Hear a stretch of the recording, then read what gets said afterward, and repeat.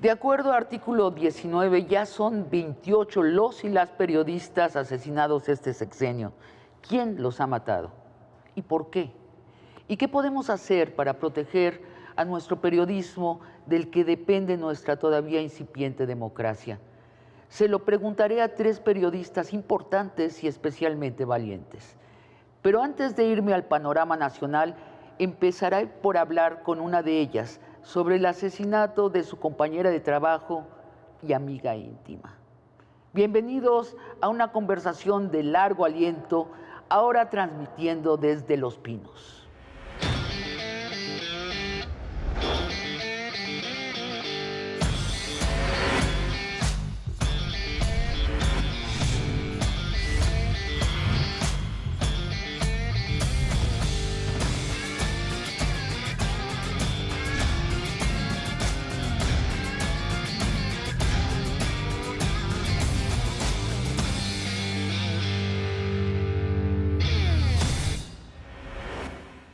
Patricia Mayorga, corresponsal de Proceso en Chihuahua, bienvenida.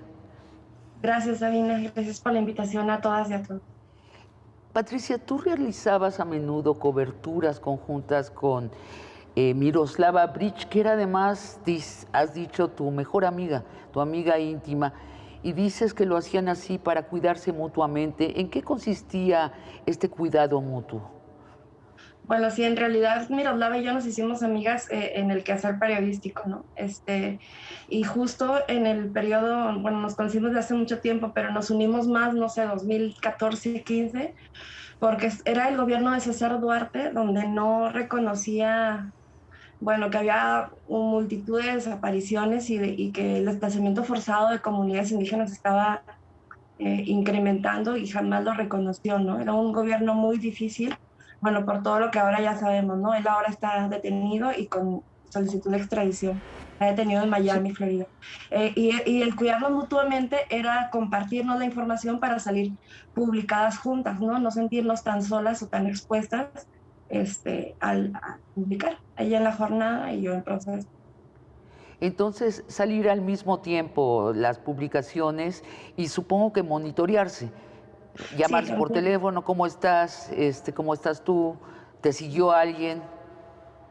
sí, era sobre todo Este, analizar, perdón, sobre todo analizar la información que traíamos, ¿no? Qué enfoques ah, íbamos a tener, analizarlo bien. En realidad no trabajamos tanto en campo. Yo iba mucho a la Sierra Tarahumara y ella tenía trabajo más administrativo en ese tiempo, porque también trabajaba en Norte de Juárez, pero era mucho, o sea, como ver qué coyuntura venía y analizar juntos, por ejemplo, en el caso del proceso electoral, qué enfoques queríamos, venía como la obligatoriedad a los partidos políticos de tener paridad de género, cómo lo íbamos a abordar, qué bases teníamos de datos, qué información, intercambiábamos información y la analizábamos mucho y claro, o sea, monitorearnos hasta mucho, mucho emocionalmente. Nos reuníamos mucho a desayunar o donde nos veíamos en la cobertura y hablábamos mucho de nuestra vida íntima, ¿no? O de nuestras emociones. Así traíamos todo a flor de piel, ¿no? porque la sensación era que ustedes estaban trabajando en contra del gobernador. Sí, la sensación es que estábamos ya en terrenos de narcopolítica, ¿no? Y eso creo que es más, es estar en un terreno minado, digo, si de por sí cubrir a cárteles de droga o territorios en disputa es difícil. Cuando entra el factor político, o sea, bueno, a mí me da más preocupación, ¿no? Porque si no sabes por Patricia, dónde. déjame desglosar esa palabra que pasó tan rápido y que es tan importante, narcopolítica. Es decir, cuando la política oficial está aliada con el narco. O cuando el narco ya permeó las instituciones de seguridad pública, de obras públicas, ¿no? Las alcaldías, sobre todo en los municipios. Eso es, ¿no? Que eso es lo que estamos viviendo, pues creo que no solo en Chihuahua, ¿no? Digo, en varios Sí, municipios de Chihuahua, no generalizo. sí, claro. Vamos a entrar al panorama nacional con dos amigas periodistas en los siguientes bloques, pero déjame fijarme en esta circunstancia específica que vivieron ustedes. ¿Qué investigación estaban realizando cuando mataron a tu compañera de trabajo? Bueno, en ese momento habíamos compartido una base de datos de jefes de seguridad pública municipal que estaban o que ya habían sido como señalados por la autoridad estatal como con algún vínculo con un grupo delictivo o con el narco, etcétera, ¿no? Eh, y estábamos como cruzando la información de los reportajes que habíamos hecho o de lo que teníamos a mano, y ella había publicado, se había como a publicar como una nota, ¿no? Sobre más o menos esto. Yo estaba en proceso yo acababa de regresar de 6 municipios donde Javier Corral había ordenado mando único. Yo había ido a estos 6 municipios y eso estábamos haciendo, pues dando la información con el tema porque estaba muy, muy candente, porque la autoridad estatal estaba reconociendo que había policías municipales coludidos en zonas de la Sierra Tarahumara y en zonas rurales, ¿no? Ya después se fue a otros.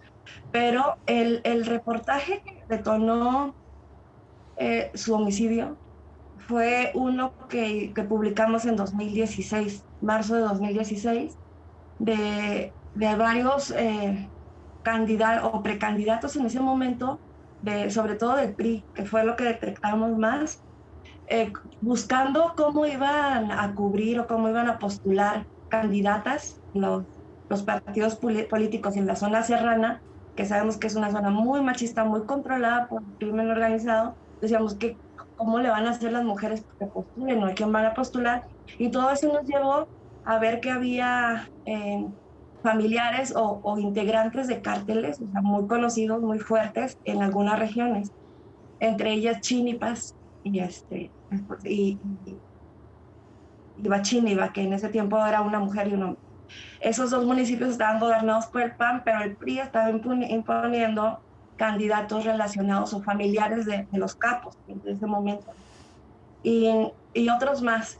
Pero nombro estos 2, Bachíniva y Chínipas, porque el PRI se vio obligado a unos días a quitar a la candidata Bachíniva y al candidato de Chínipas por lo mismo, ¿no? Por lo que ustedes publicaron. Sí, por lo que publicamos. Ella... O sea, ustedes estaban tumbándoles sus candidatos a los narcopolíticos. ¿Cuántos candidatos les tumbaron?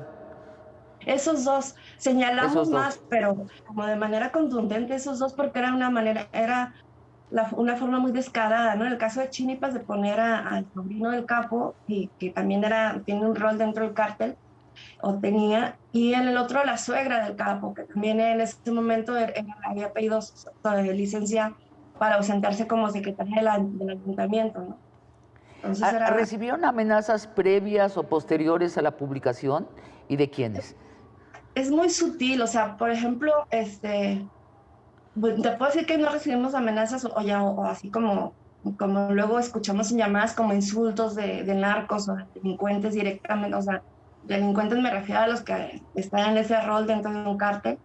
Es muy sutil porque las advertencias, por llamarlas así, que en ese momento no las ves como amenazas, pues vienen de los mismos políticos, ¿no? O sea, sobre todo del PRI poco, el PRI era más cauto en eso, pero el ambiente ya era adverso, ¿no? O sea, desde ir a preguntarle al fiscal qué estaba pasando con los desplazados y que te cuestionara, que usted tiene información, que nosotros no, pues pásenos, ¿no? Así como era mi obligación informarles, porque yo no tenía nada.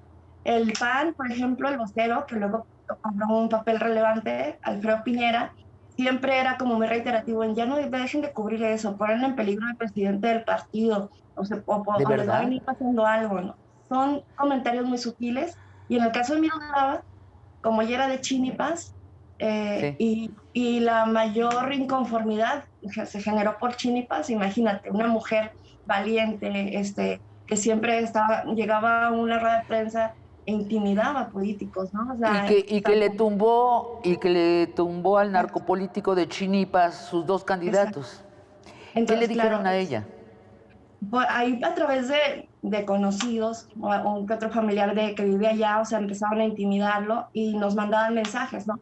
De hecho, nos reuníamos más seguido por eso, porque sí, cuando le llamaban o cuando ella sentía que el agua calentaba más o que estaba subiendo la temperatura, hablábamos sobre eso, ¿no? O sea, ya llamaron, o sea, ¿qué onda? ¿Qué hacemos? Le decimos porque Corral puso al ex alcalde de Chinipas, que también estaba coludido, que ahora está preso, lo puso como funcionario de su gobierno. Entonces nos inquietaba cómo se estaba moviendo otra vez, ¿no? La narcopolítica dentro de las estructuras A ver, institucionales. Patricia, te voy a pedir un salto, Claro, te voy a pedir tu opinión. ¿Tú sí. crees que Corral, el gobernador Corral, estaba al tanto de que estaba en un avispero de narcopolíticos? Sí, yo creo que sí, yo creo que ahorita todo el Sí, mundo lo o sea, sabe. es como estar bien Totalmente. enterado de qué pasa en tu gobierno. Déjame pasar a otra cosa. ¿Pidieron ustedes protección? Fíjate que en ese momento, es que no lo ves como algo, como no hay rifles y no hay malas palabras, y eso era como muy sutil. Y lo que hicimos es que había ya unas mesas del mecanismo nacional, de defensores personas defensoras y periodistas, y hubo unas mesas en las que participamos Miroslava y yo, porque ya había una alerta. El mecanismo de protección nacional para Sí, periodistas. Sí, ok. exacto, con Ustedes organizaciones. participaron en unas mesas, ajá. Tiene unas mesas porque ya había una alerta para periodismo acá por una campaña de desprestigio que me tocó vivir, y de ahí se detonó una alerta. Y en eso estábamos hablando, y ahí Miroslava mencionó esas llamadas, ¿no? Y ella fue la primera ahí que mencionó son amenazas, o sea, que no le dábamos como el valor o el peso, ajá, era otra cosa, pero él sí lo mencionó. Y se quedó consignado en esas mesas, pero no pasó nada. Pero Y yo creo que es entonces lo único que hicimos. les dieron alguna protección. No, no, Proceso, no. la jornada, tampoco. No, es que también ahí, y yo creo que es lo que pesa más, ¿no? O sea, cuando que no lo dimensionamos, ¿no? O sea, dijimos, ahí Ya. andan molestando unos políticos, ¿no? O sea, como advirtiéndonos, pero no lo dimensionamos. Claro que ahora pues ya es otra cosa. Aparte, la narcopolítica era un tabú todavía en ese tiempo. Ahora que pasa la campaña esta que acaba de terminar el año pasado para elegir gobernadora y todo, me doy cuenta que ya escaló, o sea, ya es más cívico, porque ya se habla en campañas de narcopolítica, ya se habla, en ese tiempo no. Ya secuestran a candidatos que no son deseables. Déjame preguntarte sobre una declaración que hiciste. Dijiste 2 meses antes de que la asesinaran, Miroslava Bridge y yo nos preguntamos por qué seguíamos. Sí, ¿Qué se respondieron? este, era antes de cubrir una manifestación, ¿no? Y justo acababa de pasar otra de las llamadas. Y estábamos platicando de que estaba muy canijo, ¿no? O sea, de hecho, yo siempre me decía, ella cocinaba muy rico. Vamos a poner una fonda, nos asociamos, ¿no? Y a lo mejor nos reíamos, Ajá. y luego me decía, ¿tú sí le dejarías esto? Yo le decía que no, o sea, que en ese tiempo ni me lo cuestionaba, ahora sí, ¿no? Pero le decía que no porque sentía que era, o sea, mi sensación era que mucha gente estaba confiando en nosotros y nos veía como su última esperanza, ¿no? Entonces no podíamos quitarnos. Y aparte estábamos en nuestra tierra, o sea, pues ¿a dónde arranco? En todos lados está igual, ¿no? Decía, no, o sea, la gente está confiando y hay que seguir juntas, juntos, ¿no? Y la reflexión de ella era la frase esta de que callarnos era ser cómplices, ¿no? Es la frase que se quedó, que para ella si se callaba era ser cómplice. Pues sí. Patricia, ¿cómo mataron a Miroslava?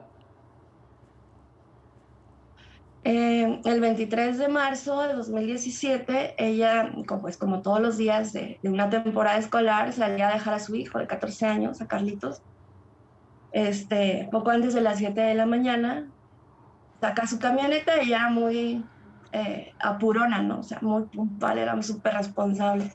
Y estaba esperando al niño, tengo entendido que lo estaba como apresurando, y en eso llega un hombre y le da balazos, ¿no? La mató a balazos ahí en su camioneta, y ¿Desde la ella todavía no camioneta? salía. Su hija ¿Desde estaba la adentro. camioneta? Disculpa, ¿Perdón? ¿desde la camioneta o ella estaba en la camioneta? Ella estaba en la camioneta. ¿Y el asesino estaba en una camioneta también?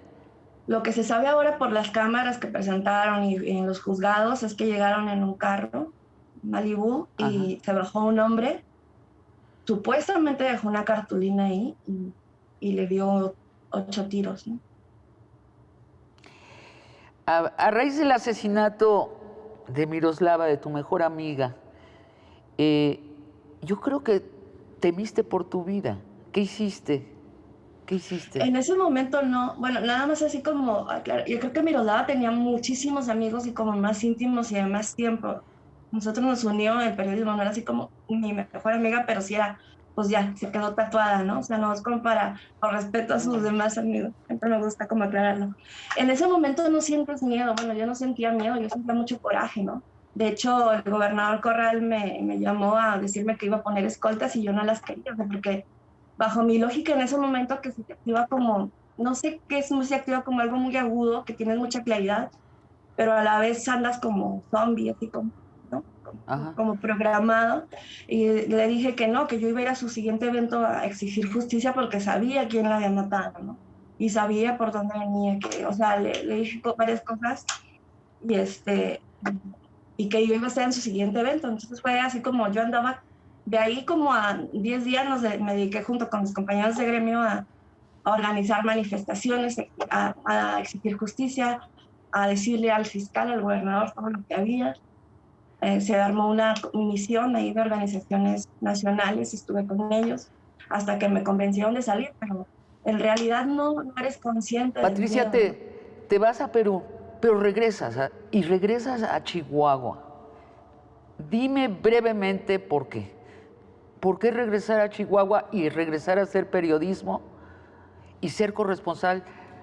Pues no de un periódico facilón y tranquilo, sino de Proceso, que es la revista que en gran medida mueve la agenda nacional, que devela lo que la narcopolítica no quiere que se publique. ¿Por qué regresar?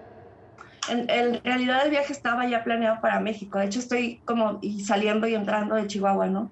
A Chihuahua fue por la pandemia, porque cuando justo regreso, unos días antes de del confinamiento, yo venía de Barcelona, donde ya estaba todo. Entonces fue como circunstancias de la pandemia, ¿no? Y, y pues es que pues ya estando aquí, me vine con la condición de que no me iba a dejar ver ni nada. Pero estando aquí detienen a Duarte. Viene un conflicto con el agua muy fuerte, que afecta a comunidades rurales, indígenas y de todo. Entonces es imposible, ¿no? No hacerlo. Afortunadamente, me siento privilegiada porque he tenido apoyo de capacitación y de fortalecimiento como para ya ver el periodismo también como una herramienta más estratégica, ¿no? Ya no irme un tanto como kamikaze o publicar algo sin sentido, sino siempre... Patricia, me quedo con tu frase. Porque están sucediendo estas cosas irregulares y porque es imposible no hacerlo. Dices, es imposible no hacerlo. Patricia, muchas gracias por esta conversación. Vamos a hablar con dos compañeras periodistas más. No te vayas, son expertas en el tema de la censura a base del asesinato. Pero volvemos luego de una pausa, por favor. La precarización laboral, eso ha sido fundamental para matar a periodistas de a poco. Los ha obligado en Tamaulipas a hacer alianzas con el gobierno, los gobiernos y también con el narco, porque si el empresario le paga 5,000 pesos al mes, pero viene el narco y le ofrece 200, 500 dólares al mes, pues ya sabemos quién es el jefe y de qué manera va a actuar o de qué manera se va a formar opinión.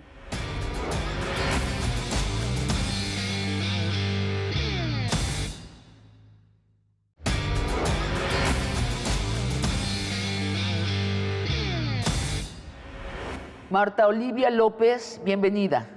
Gracias, muy buen día. Marta Olivia López es autora del libro Tamaulipas, Construcción del Silencio, una cronología de periodistas asesinados en Tamaulipas de 1986 a 2014. Bienvenida otra vez. Violeta Santiago. ¿Qué tal? Buenos días. Violeta es autora del libro Guerra Cruz, donde documenta la crisis de derechos humanos que padece su estado natal, Veracruz. Bienvenida otra vez, Violeta. Muchas gracias. Marta, te pido una síntesis de 2 minutos de cómo y quiénes hicieron de Tamaulipas una zona de silencio.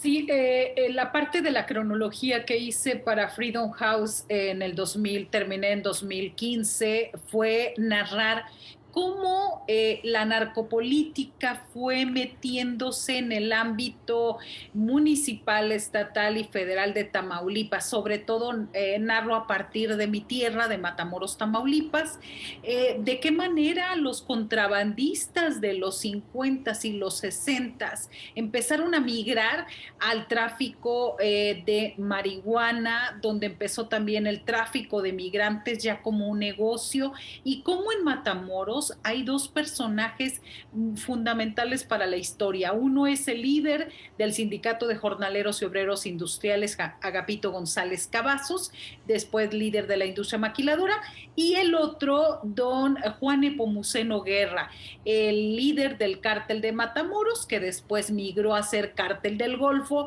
y posteriormente pues ahí fue la escisión de los Zetas y todas las 8 o 10 células que operan en Tamaulipas. En este texto lo que yo pretendo es contar alternadamente los asesinatos de los periodistas, y todavía me sigue sorprendiendo la forma, por ejemplo, en que Juan García Ábrego decidía asesinar a periodistas. Él tenía una obsesión con el número 17.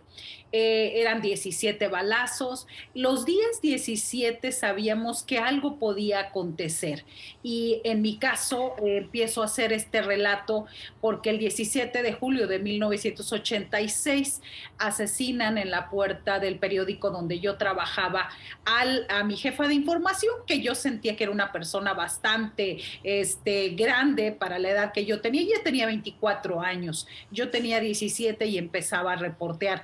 Ella la asesinaron en la puerta del periódico un 17 de julio junto con el director Ernesto Flores Torrijos, que tenía 48 años en ese entonces.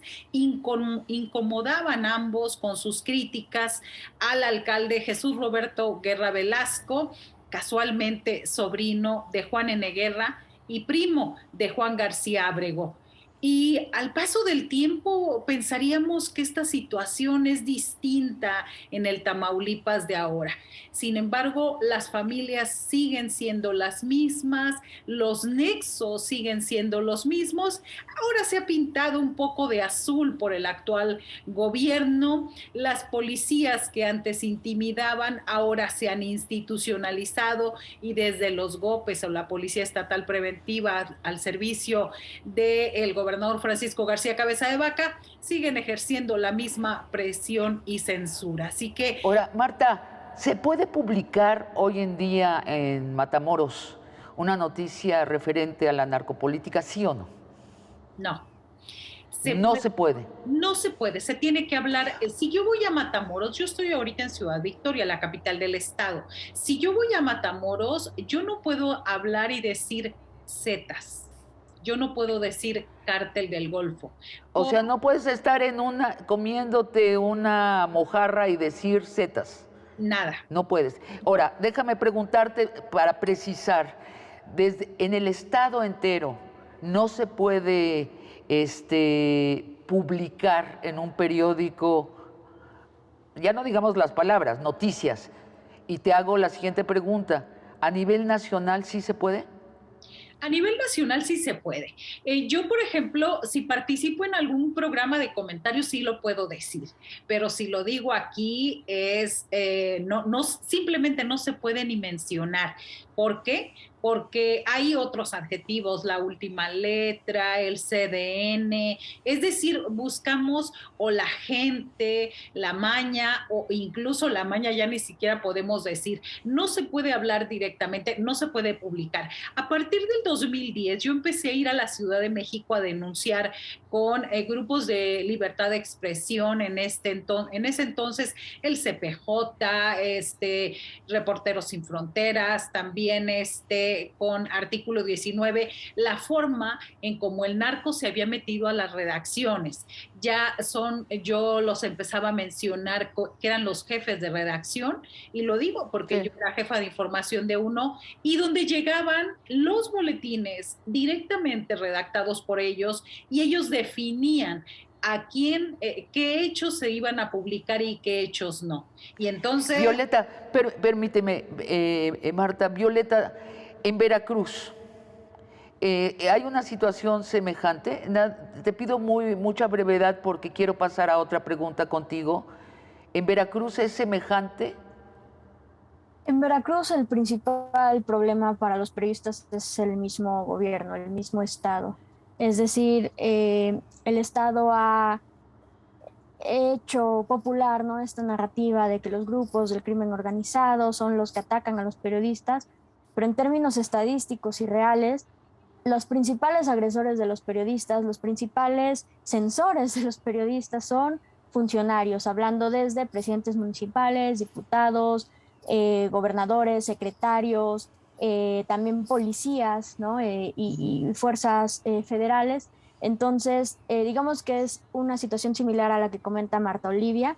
Sin embargo, aquí nosotros claramente vemos que el principal agresor de los periodistas vienen siendo las instituciones que en teoría deberían de protegernos. Y que se disfrazan para cubrirse de narcos. Ahora te pregunto, Violeta, tú que eres experta en esta, ¿cuáles son las zonas de silencio en México hoy en día? ¿Dónde están esos lugares en México donde no se puede publicar? Pues hemos visto lamentablemente un aumento generalizado, ¿no? En diversas partes del país tenemos obviamente a Veracruz y Tamaulipas, pero también en Oaxaca y en Chiapas se ha dado también un grave aumento a la censura, un gran silencio. Empezamos a ver ya mucho temor en colegas que se encuentran en Quintana Roo, donde también en los últimos años la violencia ha escalado, y definitivamente en estados del norte del país, Chihuahua, Sinaloa principalmente, ahora Baja California, y un poco más hacia el centro y sur, pues también en la parte de Guerrero y actualmente en Jalisco. Entonces, como podemos Violeta, ver, ¿estás diciendo que la mitad del país está silenciado? ¿La sí, mitad? sí, La mitad. Okay. definitivamente. Patricia, déjame preguntarte, 100 mexicanos o mexicanas son asesinados al día. ¿Por qué como sociedad tenemos que preocuparnos en especial de que se mate a un periodista? ¿Cuál es el servicio que le da el periodismo a la sociedad? Pues porque al agredir a una periodista o un periodista hay un interés más allá de la persona, ¿no? O sea, es callar lo que no quieren que se sepa o inducir lo que quieren que se sepa, y porque ejercemos un derecho que es de todas y todos, ¿no? Y que es primordial en una democracia, en la información, el derecho que tenemos todas y todos. O sea, sería como vivir a ciegas si no tuviéramos Exacto. periodismo y en manos de quién sabe quién. Ya de por sí, pero sería estar completamente a ciegas. Totalmente, y en una democracia yo creo que es una de las herramientas, y no es que la principal herramienta, ¿no? La información, no sabríamos lo que pasa en Chiapas, en Veracruz, en otras partes si no es por el periodismo, ¿no? Y claro, tendríamos y ante la información. ausencia, ante la ausencia de un sistema de justicia, estaríamos, bueno, pues en una especie de anarquía con estos señores distantes, dueños del narco y dueños de la política, y nosotros como ciudadanos perdidos, realmente perdidos, como en una distopía anárquica. Totalmente, y con el interés del poder económico también, ¿no? Que ha jugado un papel tan importante con los proyectos extractivos, con toda esta imposición en territorios que hay, ¿no? Yo creo que esas serían las bolsas que tenemos. Les pido un ejercicio de síntesis antes de que nos vayamos a cada uno de los sectores. ¿Quiénes son los que están matando a los periodistas? Ya dijeron ustedes el narco. Dijeron ustedes el Estado en algunas partes. ¿Me falta uno? Sí, acabas de mencionar a los empresarios. ¿Los deberíamos incluir? Por supuesto. ¿Qué piensan ustedes, Marta y Violeta? Marta, por favor, dime. Sí, la precarización laboral, eso ha sido fundamental para matar a periodistas de a poco. Los ha obligado en Tamaulipas a hacer alianzas con el gobierno, los gobiernos y también con el narco, porque si el empresario le paga 5,000 pesos al mes, pero viene el narco y le ofrece 200, $500 al mes, pues ya sabemos quién es el jefe y de qué manera va a actuar o de qué manera se va a formar opinión. Estoy totalmente de acuerdo con lo que dices. Lo padecemos todos, de verdad. O sea, la precarización, sobre todo en la pandemia, ha sido brutal. O sea, ya eran bajos los salarios, durante la pandemia se cortaron a la mitad y muchas veces desaparecieron.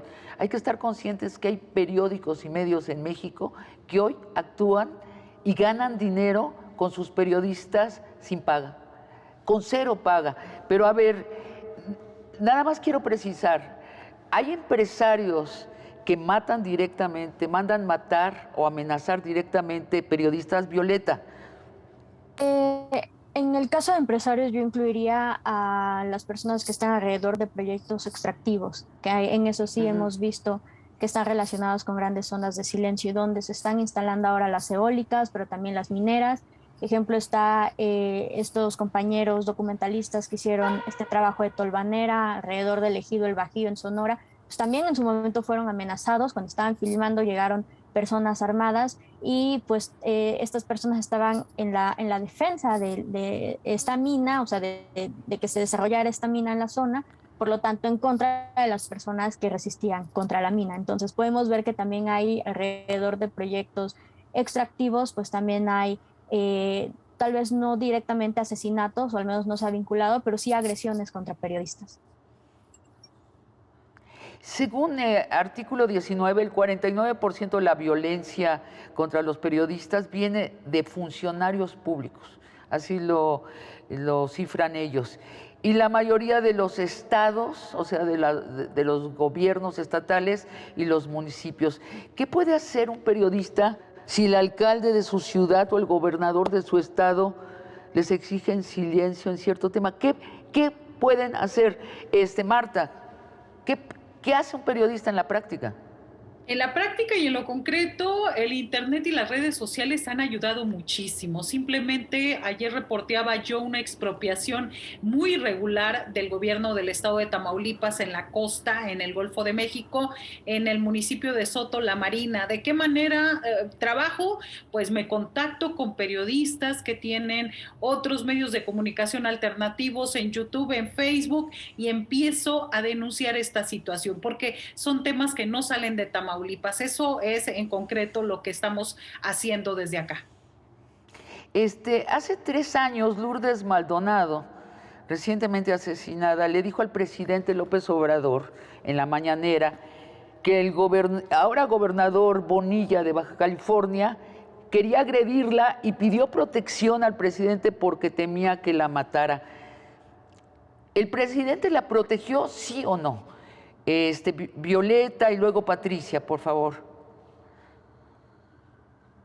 Pues creo que justamente no podemos hablar de una protección desde las mismas autoridades cuando estas son las que, como ya lo has mencionado, ejercen principalmente la violencia contra los periodistas. En caso particular, yo sí tuve que irme de Veracruz, principalmente porque no se podía hacer periodismo ahí por las constantes agresiones del gobierno municipal, o sea, del presidente municipal, que actualmente es diputado. Entonces, en condiciones así, no tienes muchas oportunidades, ¿no? O te vas, si tienes las posibilidades, te autoexilias, e incluso con ciertos privilegios, ¿no? Puedes seguir ejerciendo periodismo en otro lugar, o definitivamente quienes se tienen que quedar tienen que recurrir a la autocensura. Entonces, no podríamos pensar realmente en que los presidentes de cualquier nivel defienden realmente a los periodistas cuando en la práctica y sistemáticamente es el mismo gobierno el que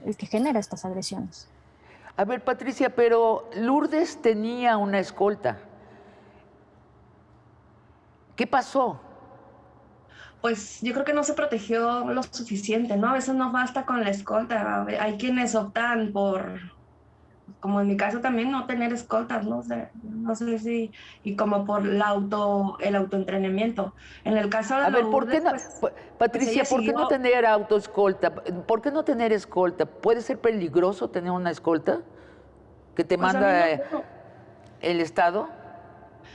cuando pasó lo de Miroslava tuve como 10 días y cuando estaba en Perú, que venía a Chihuahua 2 veces, también 2, 3 días, es lo más incómodo que hay, ¿no? O sea, porque no puedes salir, imagínate que me vaya a reportear yo con fuentes que no puedo dar a conocer o no sé, o que conozcan tu vida íntima, bueno, a mí no me da, es una cuestión de sensación personal, ¿no? O sea, a mí no, yo he optado por entrenarme o por hacer otro tipo de redes, digo, entrenarme en el sentido de saber, de tener protocolos o de saber cómo meterme o cómo no, de hacer redes de periodismo colaborativo, etcétera, porque creo que no es garantía, ¿no? O sea, al Estado no le interesa que nos fortalezcamos, no le interesa que sigamos haciendo periodismo seguro, de manera segura, ¿no? Una escolta no es suficiente, o sea, y lo hemos visto en varios casos, ¿no? Hablaremos en el siguiente bloque del sistema de justicia, de los sistemas de protección y de las implicaciones que tiene para nuestro país este periodismo, ahora sí que con una daga en la garganta, pero lo haremos después de una pausa, por favor. Cuando yo me fui a la Ciudad de México no había mecanismos y me ofrecieron tres personas de guardia. Y yo lo que les dije es, yo necesito trabajo, más que cuidarme, necesito comer mañana y llevarles a mi familia.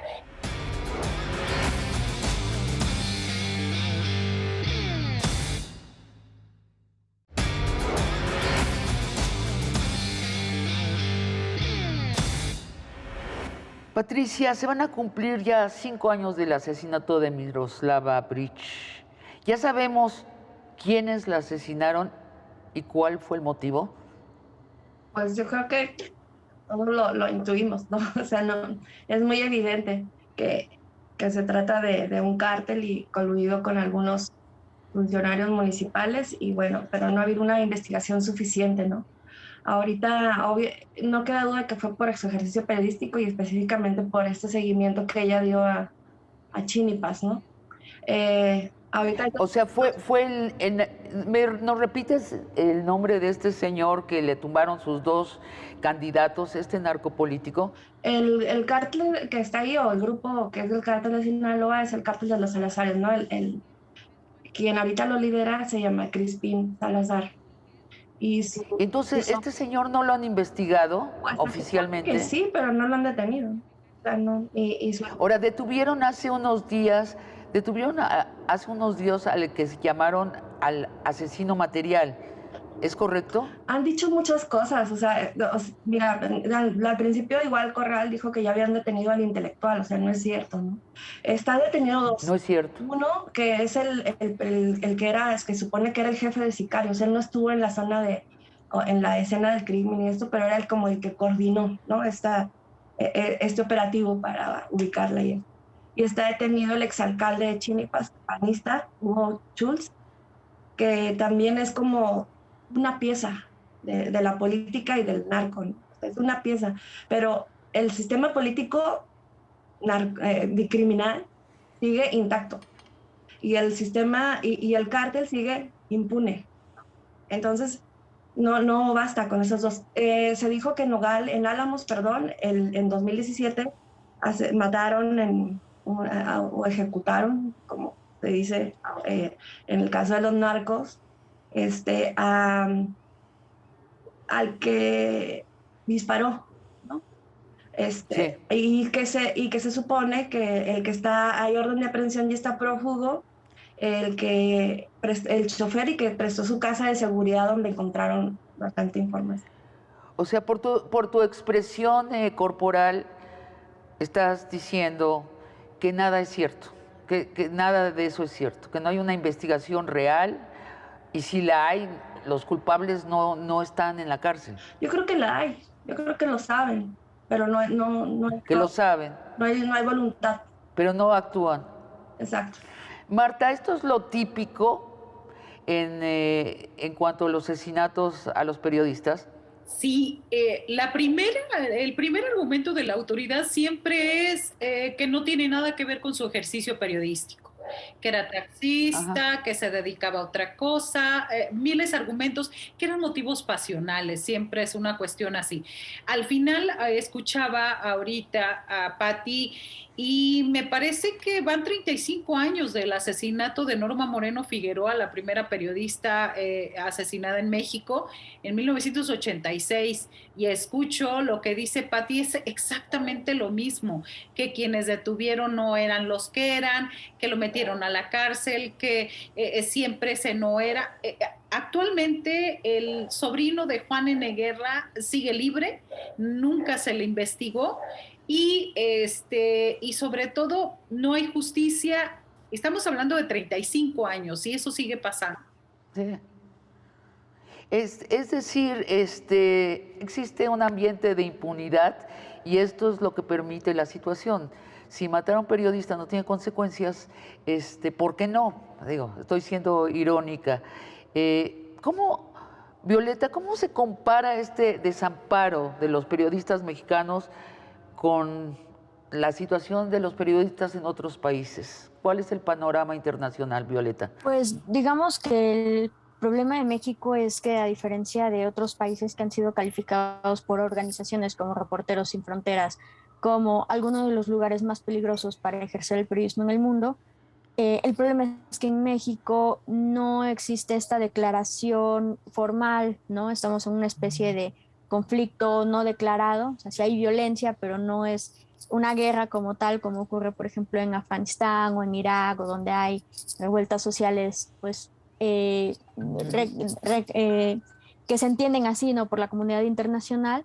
Esa es la diferencia principal con México, ¿no? Es una democracia, estamos relativamente bien en estos términos, pero al mismo tiempo ocurren estos asesinatos.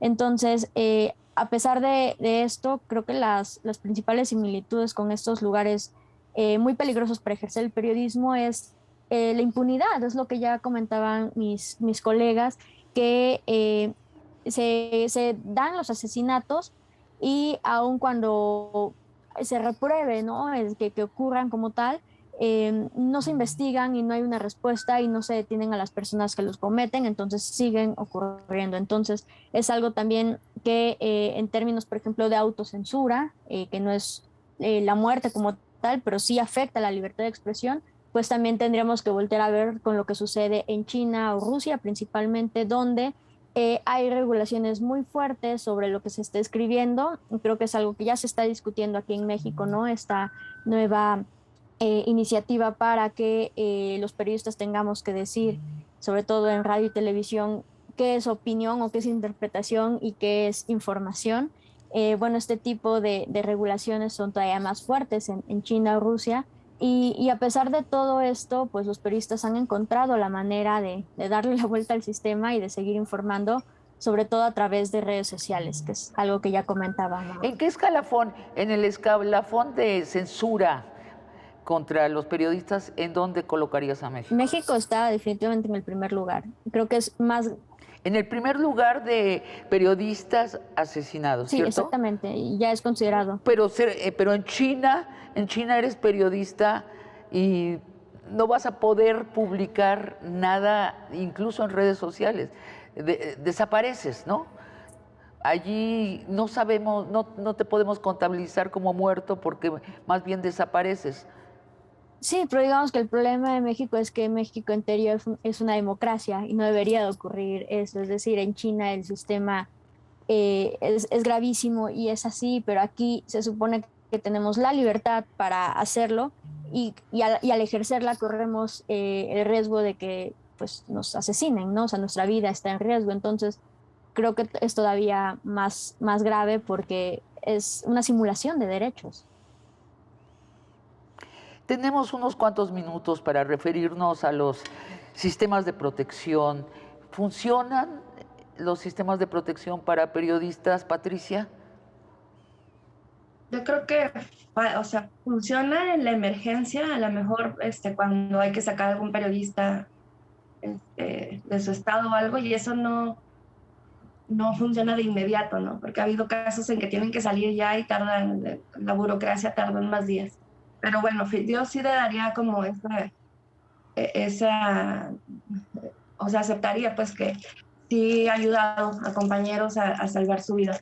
Pero creo que es un sistema paternalista, ¿no? Digo, por llamarlo de alguna manera, en el sentido de que se dedican como, e incluso paternalista y un poco perverso, porque se dedican a darles únicamente como que sirve mucho su casa y su despensa mensual, pero luego los usan, o sea, usan esos apoyos, ¿no? Se ha dado casos.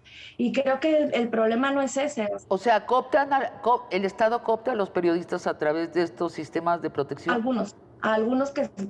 Los vuelven los voceros de los funcionarios. Hay casos. No todos no se dejan, muchos no se dejan, pero sí se tiende, ¿no? Porque es que está canijo, está muy enredado esto. Sí. Está muy enredado esto. Sí, pues que es complejo, pero para mí el punto es que no hay un fortalecimiento de periodistas, porque primero no se hacen corresponsables en casi la totalidad de los casos las empresas, ¿no? O sea, no se hacen corresponsables de este riesgo. Y segundo, no basta con tenerle nada más así, como, o sea, no hay un fortalecimiento ni de acompañamiento psicosocial robusto, uno que otro tiene terapias, o sea, no se garantiza un fortalecimiento de la persona ni de la persona periodista para que se garantice que siga ejerciendo de manera segura, ¿no? O sea, creo que falta mucho. Hablemos de artículo 19. Artículo 19 sí alivia la situación de emergencia de los periodistas amenazados. Marta. No, definitivamente en el 2000... ¿No? Definitivamente en el 2011 fui desplazada de Tamaulipas a la Ciudad de México y 5 meses después les pregunté cómo iba mi caso y andaban de vacaciones. Entonces estaba Darío Ramírez ahí. A mí me parece que muchas organizaciones, la mayoría de las organizaciones en las que yo tuve contacto, utilizaban mi caso, me utilizaban como fuente informativa para obtener información y si te vi no me acuerdo. En el caso no percibí un compromiso real y real y efectivo de protección. Ellos reciben fondos internacionales, ¿cierto? Para hacer esa la labor. Claro, y simplemente hay que ver en sus páginas, por ejemplo, qué tipo de asesoramiento, acompañamiento hacen el asesoramiento que ellos decidan hacer, lo que les rinda más números y sobre todo más reportes, no un acompañamiento real. En ocasiones yo en una ocasión le dije, estás hablando de mi caso, de la primera desplazada de Tamaulipas, y estás diciendo que me estás ayudando. A mí no me están ayudando. Y retomando un poco el caso, los mecanismos son necesarios en los estados. En Tamaulipas ni siquiera tenemos. Hay un compromiso que se hizo desde hace 3 años y al actual gobernador no le interesa. Pueden ayudar en ciertos momentos, me parece. Cuando yo me fui a la Ciudad de México no había mecanismos y me ofrecieron 3 personas de guardia. Y yo lo que les dije es, yo necesito trabajo, más que cuidarme, necesito comer mañana y llevarles a mi familia. Tenemos 2 minutos antes de que se nos acabe el tiempo y quiero pedirles 30 segundos para sus conclusiones sobre este asunto donde ustedes han transmitido muy claramente que es una situación de sálvese quien pueda, que ser periodista en México actualmente es ser un héroe o estar muy corrupto, ¿no? Casi no hay intermedio. Por favor, vamos a las conclusiones. Violeta, por favor. Yo concluyo que lamentablemente se lucra con la violencia. Hay organismos que sobreviven gracias a la violencia que se ejerce contra los periodistas y al mismo tiempo obvia quiénes son los verdaderos agresores contra los periodistas. Y tenemos que hablar más seguido de eso también. Sí, de acuerdo. Marta, por favor, tu conclusión. Sí, 9 de cada 10 asesinatos de periodistas siguen en la impunidad y esto tiene que acabar y esto tiene que ser una política integral de protección a las y los periodistas y tiene que acabar desde el centro, en los estados, en los municipios. Patricia, últimas palabras. Bueno, podemos polemizar con los mecanismos estatales o el federal, pero el punto es que mientras haya impunidad, o sea, lo que quiere un periodista desplazado o la familia de los asesinados es justicia. Mientras no haya justicia y estén en la cárcel, que deben estar, esto va a continuar. Marta, Patricia, Violeta, muchas gracias por esta conversación durísima. Y a ustedes, amigos y amigas, gracias por su atención y los espero la próxima semana para otra conversación de largo aliento.